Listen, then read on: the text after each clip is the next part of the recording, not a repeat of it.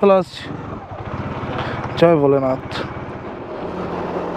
So যেহেতু চেনা জানা রুট, সেহেতু এখানে আর কোনো রকম গোপ্রহণ করবো না। তো সোজা ডানকুনি ক্রস করে, ডানকুনিতেও দাঁড়াবো না, হয়তো না দাঁড়াবো না, তো স্ট্রেট বর্ধমানে গিয়ে দাঁড়াবো। তো যারা বর্তমানে ডানকুনির অবস্থা জানো না, তাদের জন্যেই এখানের ইনফরমেশানটা শেয়ার করা। অ্যাকচুয়ালি ডানকুনিতে 6 লেন হাইওয়ে কাজ চলছে, যার কারণে প্রচুর ডাইভারশন রয়েছে। তো তোমরা যারা একটু বাইরে থেকে আসবে, প্লিজ একটু ডানকুনি ঢোকার আগে এবং ডানকুনি টোল ঢোকার পরে একটু কনসাসভাবে চালাবে।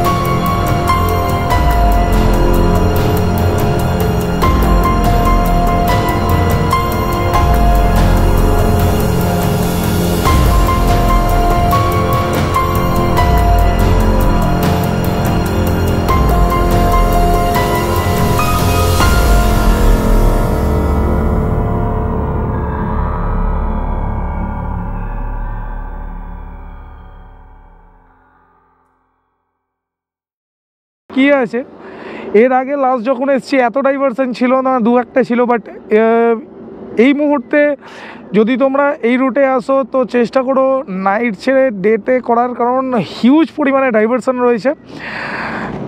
তো দেখি কতক্ষণ এই ডাইভারশন সঙ্গ না ছাড়ে। তো চলো এখান থেকে বেরোনো। Durgapur 24 kilometre, Bankura 71 kilometre, Darjeeling 519 kilometre. তো দুর্গাপুর ক্রস করে তারপরে গিয়েই দাঁড়াবো কোথাও আবার, কারণ মোটামুটি দাঁড়াবার পরও গাড়ি চালিয়ে নিয়েছি প্রায় 55 kilometre. Durgapur toll, Durgapur city ঢোকার জাস্ট আগেই যে টোলটা। তো যারা শিলিগুড়ি এই রুটে যাতায়াত করো বা করেছো, তাদের কাছে তো খুবই পরিচিত টোল। আর আজকের 3rd টোল, 3 নম্বর টোল। এই মুহূর্তে আছি আমরা অন্ডাল। আর আরেকটা জিনিস প্রথম থেকে তোমাদের সঙ্গে শেয়ার করা হয়নি, অ্যাকচুয়ালি আজকে যাচ্ছি কোথায়। তো আজকের ডেস্টিনেশন ঔরঙ্গাবাদ। আমার নলেজে যেটুকু আছে, এটা বাংলার দ্বিতীয় ব্লগ, মানে বাংলা ভাষায় দ্বিতীয় ব্লগ যেটা এই রুটে করা হচ্ছে। তো খুব শীঘ্রই সেটাও তোমাদের বলবো কিসে, মানে কোন কন্টেন্টের কথা বলছি, যেটা সেকেন্ড ব্লগ বাংলায়। এখন বাজলো 9টা 12, আর রোদ দেখে বুঝতেই পারছো হিউজ গরম।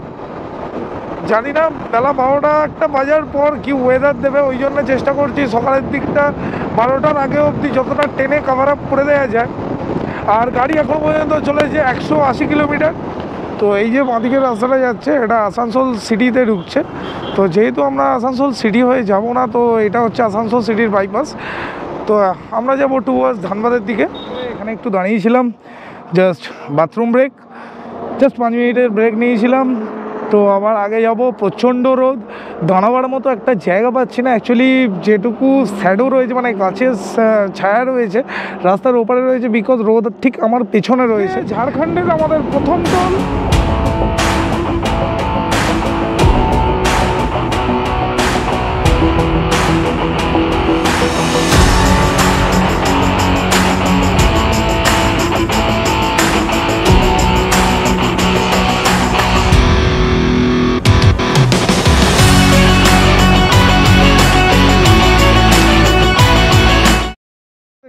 আগ্রা 1040, বারাণসী 404, দিল্লি 1240। তো বুঝতেই পারলে পেছনে রোডের অবস্থা কি, পুরো হাইওয়েটা জাম এই ডাইভারশন দুটোর জন্যে। তো যার কারণে বাইপাস দিয়ে বেরোলাম, তো অবস্থা তোমাদেরও দেখালাম। এই মুহূর্তে আছি আমরা ধানবাদ সিটিতে, ডান দিকে পড়বে ফরেস্টনাথ পাহাড়, সেটাও তোমাদের দেখাবার চেষ্টা করবো। এর আগেও যখন সাসারাম এসেছিলাম তখনও তোমাদের দেখিয়েছিলাম।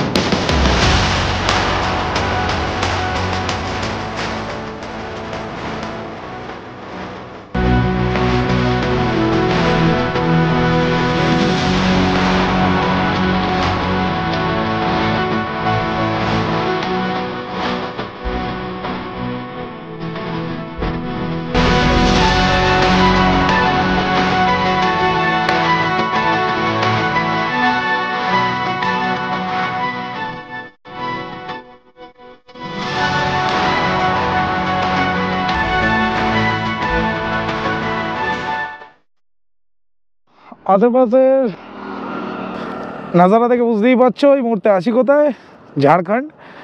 তোপচাঁচি ক্রস করে একটু দাঁড়িয়েছিলাম এই ছাওয়াতে, কারণ টোটাল রাস্তায় এই প্রথম কোনো ছাওয়া দেখতে পেলাম যেখানে দাঁড়াতে পারবো। তো সেই জন্য এখানে দাঁড়িয়েছিলাম, একটু জল ফল খেলাম। তো এটা আমার থার্ড স্টপ, আর গাড়ি চলেছে নিট 292 কিলোমিটার। সো চলো এখান থেকে বেরোচ্ছি, সামনে যেতে যেতে বাকি কথা তোমাদের সঙ্গে শেয়ার করছি। ঝাড়খণ্ডের সেকেন্ড টোল। তো প্রথমেও যে কথাটা তোমাদের বলেছিলাম, তো আজকে তোমাদের টাস্ক হলো আজকের রুটে কতগুলো টোল গুনে কমেন্ট বক্সে কমেন্ট করো। তো আমার বাঁদিকে দেখতেই পাচ্ছ যে ডিজেওয়ালে গাড়ি। তো আলটিমেট আমরা ঝাড়খণ্ড থেকে বিহারের দিকে এগোচ্ছি। যত বিহারের দিকে এগোচ্ছি তত এই ডিজে ভ্যানগুলো চোখে পড়ছে। এই দুটো রাস্তা প্যারালালি এরকম কেন আমি বুঝে উঠতে পারছি না, যে যাচ্ছে যখন প্যারালাল তাহলে মাঝখানে ডিভাইডার তুলে দেওয়ার মানেটা কী হয়। তো এই জায়গাটা আগের বারে যখন এসেছিলাম তখন এখানে দাঁড়িয়ে প্রায় আধ ঘন্টা থেকে 1 ঘন্টা কাটিয়েছিলাম। দেখালাম এই যে ডিজেওয়ালা গাড়ি। তো এটা পুরো বিহার ইউপিতে প্রচণ্ড পরিমাণে চলে। আর এখানে গোপন করার কারণ একটাই, তো আমরা বিহার এন্টার করছি, আর বিহার এন্টার করার শুরু থেকেই এই ঢালাই রাস্তা। আর এই ঢালাই রাস্তাতে চালাতে গেলে টায়ার অত্যধিক পরিমাণে ক্ষয়ে যায়। তো সেই জন্যে খুব কেয়ারফুলি চালাতে হবে, বিকজ মানে টায়ারের অবস্থা আমার অলরেডি খুব খারাপ। তো এর ওপর যদি আরও বেশি ক্ষয়ে যায় তো একদমই গ্রিপ দেবে না পাহাড়ে। তো হ্যাঁ, যাচ্ছি অবশ্যই পাহাড়েই, কিন্তু কোন পাহাড় কি বৃত্তান্ত সেগুলো পরে রিভিল হবে। বা টায়ারের হাওয়াগুলো চেক করতে হবে, বিকজ 350 কিলোমিটার চলে গেছে, 356 এক্স্যাক্ট চলেছে। তো চেনটাও লিউপ করবো, প্লাস হাওয়াটাও চেক করবো।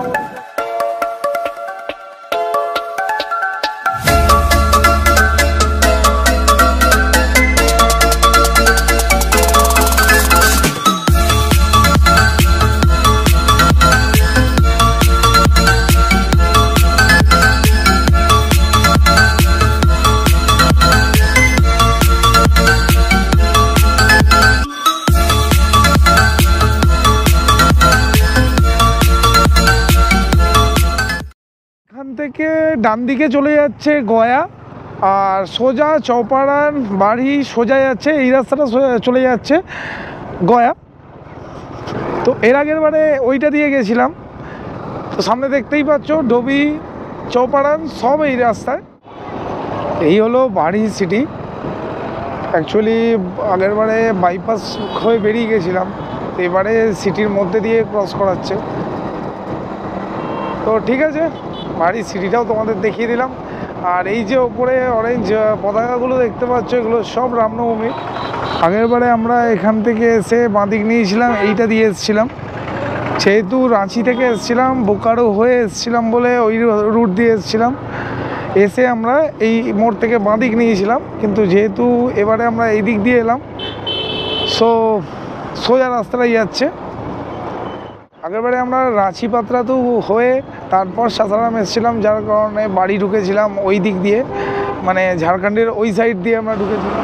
সো ফাইনালি বাড়ি ক্রস করে দাঁড়িয়েছিলাম তো প্রথম থেকে যেটা আগেও বলছিলাম তোমাদের সকলকে যে সেইভাবে অপটিমাসকে রেস্ট দেওয়া হয়নি, তো সেই কারণে এখানে একটু বসে একটা মনস্টার খেলাম, আর দু একটা বাড়িতে ফোন করার ছিল, আরও কয়েকটা ফোন করার ছিল, সেগুলো করে একটু টাইম কাটালাম, একটু ফ্রেশ হলাম। আর এখন বাজলো 2:15, আর এই মুহূর্তে আছি বাড়ি, জাস্ট ক্রস করেছি, আর গাড়ি চলেছে টোটাল 400 কিলোমিটার। তো ঠিক আছে, কোনো রাশ করছি না, নর্মাল চালাচ্ছি। তো আর বাকি 200 কিলোমিটার, তো দেখি ধীরে সুস্থেই যাব। তো চলো ভোলেনাথের নাম নিয়ে আবার আজকের রাইড শুরু করছি। জয় ভোলেনাথ, ভোলেনাথ সবকে সাথ। বিহারের ফার্স্ট টোল, তো টোলটার নাম রসোইয়া টোল, প্রোনাউন্সিয়েশন ভুল হতে পারে। এই মুহূর্তে পৌঁছে গেছি চৌপাড়ান, বোর্ডগুলো দেখে বুঝতেই পারছো। অ্যাকচুয়াল চৌপাড়ানের ফেমাস ক্ষীরমোহন, যে মিষ্টিটা আগের বারেও তোমাদের দেখিয়েছিলাম। তো এখানে কোনো একটা দোকানে দাঁড়াবো, দাঁড়িয়ে একটু মিষ্টি খাবো, চা খাবো, খেয়ে আবার সামনের দিকে যাব। চলো এখানেই দাঁড়াই, একটু দাঁড়িয়ে একটু চা ফা খেয়ে তারপর আবার সামনের দিকে যাব। তো চলো আপাতত এখানে দাঁড়ানো যাক। তো আনফর্চুনেটলি এখানে পেলাম না, তোমাদের মেনলি যেটা দেখাতে চাইলাম এখানের ফেমাস ক্ষীরমোহন। তো ক্ষীরমোহনের মেন যে মালাই, সেই মালাই এর কাছে নেই, শেষ হয়ে গেছে, যার জন্যে চলো সামনে কোনো দোকানে দাঁড়াই, দাঁড়িয়ে তোমাদের দেখাচ্ছি যে অ্যাকচুয়াল ক্ষীরমোহনটা কি। তো পুরো রাস্তার দুপাশে শুধু ক্ষীরমোহনের দোকান আর ক্ষীরমোহনের দোকান। আগেরবারে যখন গেছিলাম মিষ্টিটা ট্রাইও করেছিলাম, ইভেন বাড়ির জন্যও নিয়ে গেছিলাম, যেহেতু স্কুটি ছিল নিয়ে যেতে সুবিধা হয়েছিল। বাট মনে হয় না এবারে আমার কপালে ক্ষীরমোহন আছে, দেখি এখানে আছে কি না।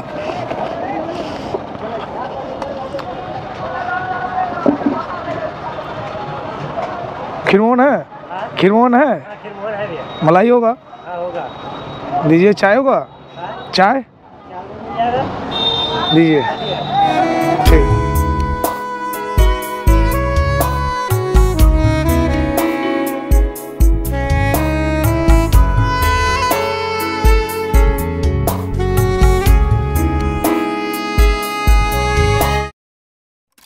লাঞ্চ কমপ্লিট, অ্যাকচুয়ালি লাঞ্চ ঠিক নয়, যেহেতু এখন বাজলো 3টে, তো খুব বেশি কিছু ভারী খাবার খেতে ইচ্ছে করলো না। আখের রস খাবো। অ্যাকচুয়ালি রাইডের টাইমে আমি খুব একটা দিনে ভারী খাবার প্রেফার করি না, কারণ যেহেতু সারাদিন আমরা গাড়ির সিটের ওপর বসে থাকি, তো ডাইজেশনে খুব প্রবলেম হওয়ার চান্সেসটা থাকে। তো যার কারণে আমি রাইডের টাইম আমি খুব একটা ভারী খাবার খাই না, চেষ্টা করি রাতে চান করে, রাইড কমপ্লিট করে হোটেলে গিয়ে চান করে একটু ভারী খেয়ে শুতে, যাতে নেক্সট ডের জন্য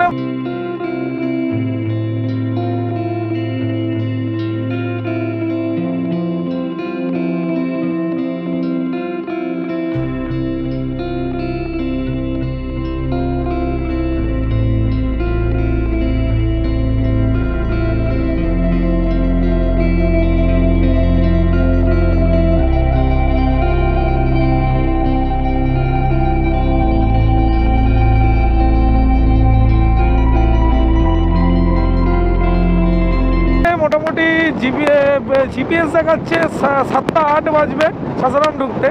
তো দেখি আলটিমেট কটায় পৌঁছতে পারি। যতক্ষণ না ঔরঙ্গাবাদ পৌঁছবো ততক্ষণ পর্যন্ত বুঝতে পারবো না আলটিমেট টাইম কতটা লাগতে পারে। তো চলো ফর দ্য বেস্ট।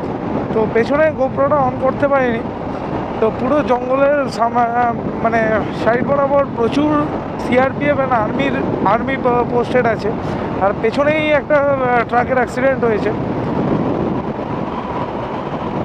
সো এখানে এর আগের বারে যখন এসেছিলাম তখন কোনো আর্মি পোস্টিং আমার চোখে পড়েনি, বাট আজকে কেন পোস্টিং রয়েছে সত্যি আমি জানা নেই। সো বাজলো এখন 3:30, আর এখানে দাঁড়িয়েছিলাম এই যে পেছনে দেখতে পাচ্ছ আখের রস খাওয়ার জন্য। শরীর পুরো এক্সস্টেড হয়ে গেছে গরমের জন্যে, তো শরীরকে একটু হাইড্রেটেড রাখার জন্যে জল তো প্রচুর পরিমাণে খাচ্ছি, কিন্তু শুধু জল খেয়েও হচ্ছে না, তো যার কারণে একটু আখের রস খেলাম যাতে পেটটা ঠান্ডা থাকে। বাকি আছে 130 কিলোমিটার,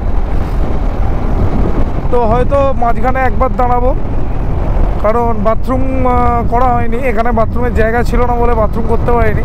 তো সামনে কোথাও বাথরুমের জন্য একবার দাঁড়াতে হবে।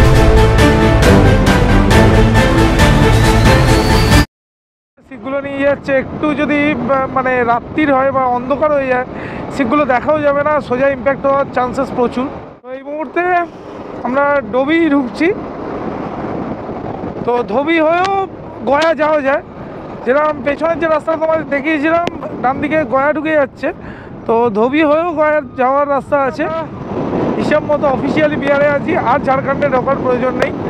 এখন আমরা টোটালি বিহারের মধ্যেই থাকবো। তো কালকে বিহার থেকে আমরা ইউপির দিকে এগোবো। তো ভাই লোক বন্ধুগণ, এই জায়গাটা দেখে রাখো, জাস্ট পেছনে হিলগুলো দেখতে জাস্ট মার্ভেলাস লাগছে। আর আরেকটা জিনিস উল্লেখ করার মতো, এই জায়গাটার নাম পাহাড়।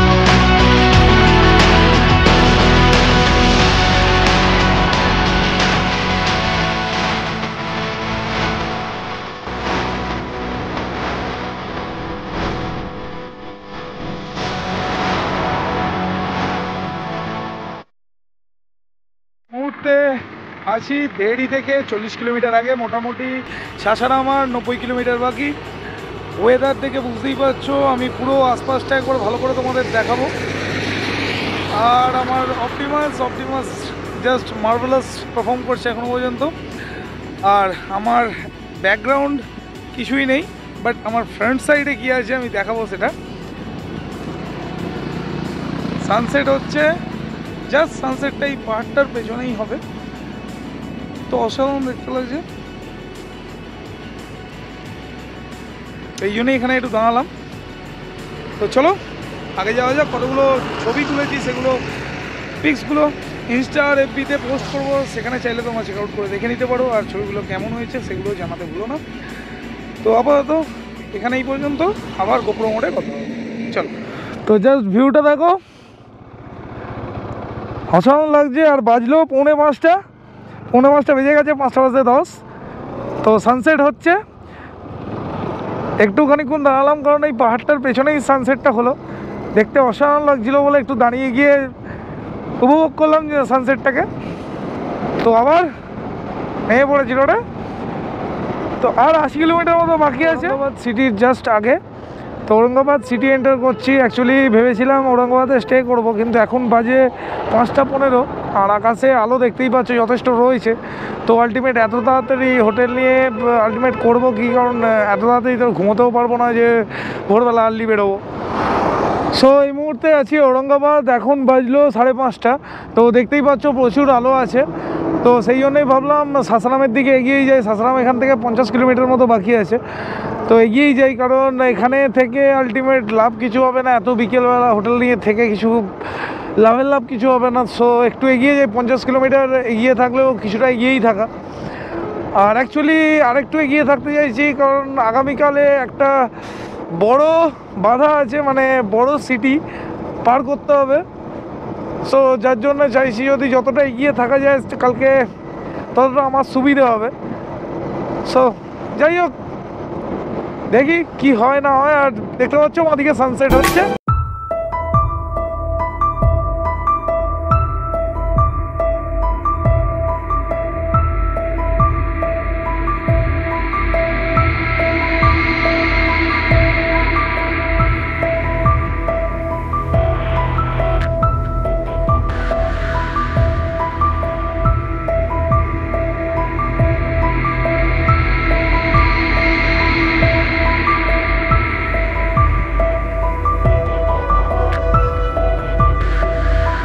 তো দেখছি, ভাবছি দেহরিতেই স্টে করে যাব, কারণ সাসারামে রুম খুব একটা অ্যাফোর্ডেবল কিছু পাচ্ছি না। তো দেহরিতে যদি অ্যাফোর্ডেবল সস্তার মধ্যে রুম পাই তাহলে দেহরিতে স্টে করবো, কারণ দেহরি থেকে সাসারামের ডিস্টেন্স হচ্ছে 20 কিলোমিটার। তো সেটা সকালে প্যাচআপ করে নিতে পারবো, কারণ সাসারাম পেরোবার পর আর কোনো জায়গায় হোটেল পাবো বলে মনে হয় না। সো ফালতু রিস্ক নিয়ে লাভ নেই, অলরেডি বাজে 6টা। তো দেখি হোটেল রুম পাই কি না হলে আলটিমেট সাসারামই যেতে হবে। এর আগের বারে যখন এসেছিলাম তখন এই ব্রিজটা আন্ডার কনস্ট্রাকশান তৈরি হচ্ছিলো। তো এখনও পুরোপুরি কমপ্লিট হয়ে ওঠেনি, মোটামুটি আরও হয়তো 2-3 বছর লাগবে রোডটা কমপ্লিট হতে। রোডটা যখন ফুল ফ্লেজে কমপ্লিট হয়ে যাবে তখন এই রোড পুরো মাখন হয়ে যাবে বস, 6 লেন হাইওয়ে। তো বলার মতো না, সূর্যটা দেখে জাস্ট হাফ বয়েল ডিমের কুসুমের মতো লাগছে। আর নিচে হচ্ছে সোন নদী, মোস্ট প্রবাবলি সোন নদী, যদি ভুল হয়ে থাকি প্লিজ কারেক্ট করে দিও। তো যেহেতু বর্ষাকাল,